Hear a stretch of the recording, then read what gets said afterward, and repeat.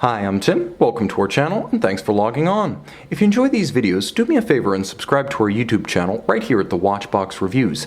And if you enjoy our watches, check them out on our website, thewatchbox.com, where you can buy, trade, or sell and see our entire collection of over 1,700 pre-owned luxury and vintage timepieces. Buy, trade, or sell on thewatchbox.com and see full pricing and high-res images for this and our entire collection of pre-owned watches. So on my wrist we have a 2017 special edition, a limited series of 500 pieces. This is the Grand Seiko Hi-Beat Diver SBGH257 in what Grand Seiko calls high-intensity titanium. Practically speaking, think of it as grade 5 in that it'll take a satin or polished finish and hold it resolutely more effectively than will most steel alloys. So you have the lightness on the wrist of titanium and the scratch resistance of steel with the signature Zaratsu polished finish everywhere you see a highlight.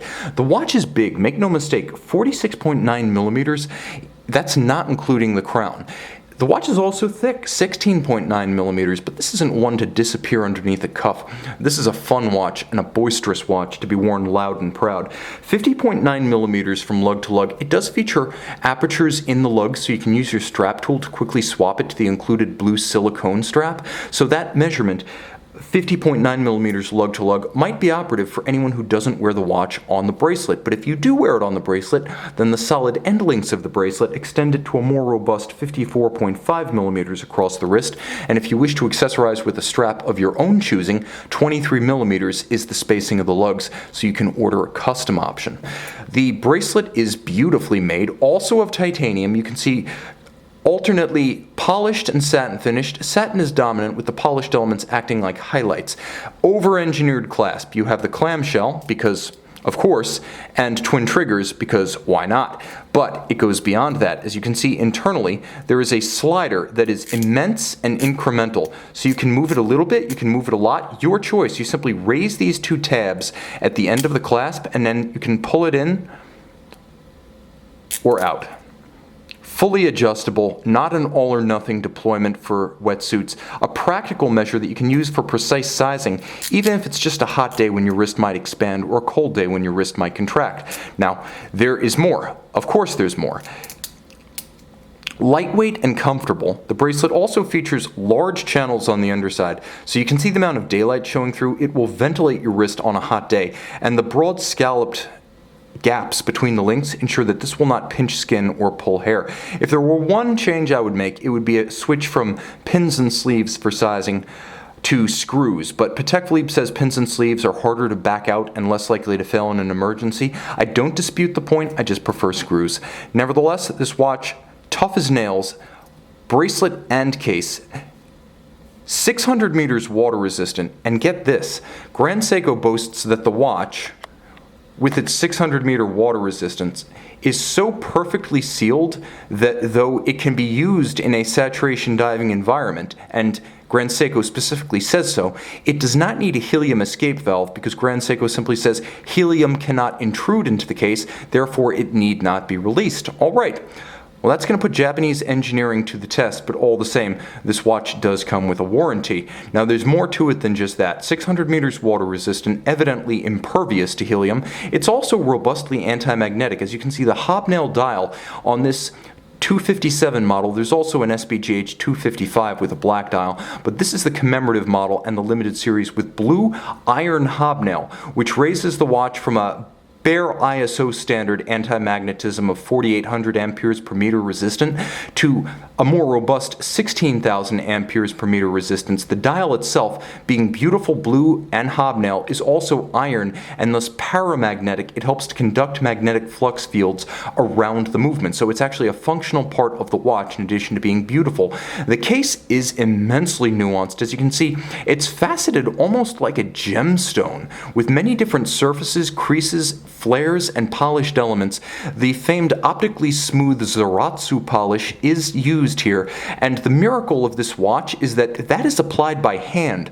So all of these facets are geometrically perfect and identical in dimension, as well as distortion-free quality from side to side. If you can imagine rubbing this thing up against a milling tool with no margin for error and no way to undo anything that is done wrong, you can realize the miracle of all of this being symmetrical side to side, as well as even, sharp, creased, and flawless. This is handcraft on a luxury watch priced well below the likes of Patek Philippe, Audemars Piguet, or Vacheron Constantin. And the contrast between the satin and the polished elements is attractive. The bezel, unidirectional winding, with a rather creamy quality to it. I will say this about Grand Seiko dive bezels. There is something about them, and let's see how close we can get, and I'll try to let you hear what it sounds like. They're incredibly refined. If I had to guess, I'd almost think they're shooting for the Blancpain 50 Fathoms 5015. It's that kind of sensation. It's precise to be sure, and it's well made, but there's a refinement to it that, for example, a Omega Seamaster Diver 300 meter or a Panerai Luminor submersible simply doesn't have. Those are loud ratcheting detents. This is more like a Lexus. Now, the watch does feature the same functionality that you get with any dive bezel, unidirectional rotating. It can't turn counterclockwise. Line it up with the broad arrow style index, and you have a impromptu 0 to 60 minute timer. I prefer that to a chronograph. Dive bezels work for me 9 times out of 10. I'd prefer that over a chronograph. All of the indices are applied. There will be a loom shot at the end of this video, so stay tuned. You'll also note the unconventional use, if you can glimpse just below the broad arrow minute hand, but the unconventional use, and I mean really unconventional use, of a cathedral-style hour hand for a dive watch. It's a flourish that makes this watch distinctive of its brand and distinctly different from the Swiss tradition. Now, you'll also note that this is the Hi-Beat diver, so a mechanical movement with all of the privileges and refinements attendant to that status. Hacking seconds, quick set for the date, 36,000 vibration per hour beat rate, so it has a very smooth sweeping action to the lollipop counterweighted luminescent hand. The watch features the 55-hour power reserve, which is remarkable given the 10 beat per second beat rate. The 10 beat per second beat rate has a purpose. It's not just for bragging rights. It actually helps the watch to better shake off vibration and concussion-induced timing deviation, and it's adjusted superbly in 6 positions. Chronometer standard is generally 5.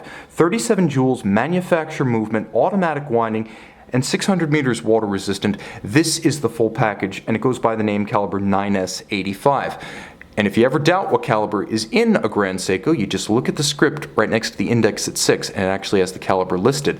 On the case back, you might be a little bit confused because of the mention of helium gas. Well, that is just another sign from Grand Seiko to remind you that the watch does not need a helium escape valve, and it can coexist just perfectly with a saturation diving environment. Screwed in case back, tank tough, all of the standards, comfortable, and if you don't like it on the bracelet, just throw it on the silicone strap that comes included. A special edition of 500 pieces for 2017, timeless qualities as a diver. You can see and you can own this Grand Seiko Hi-Beat diver on our website. And we're back with the SBGH257. Remember I told you the watch was a little bit quirky? Well, you can see the counterweight of the seconds hand making a slow circuit around the dial, and right now it's eclipsing that funky cathedral-style hour hand. Cathedral-style hands, the kind of thing you expect to see on a pilot's watch from the 1930s. But luminescent and welcome, functionally effective on this modern diver from Grand Seiko. See it and make it yours on our website.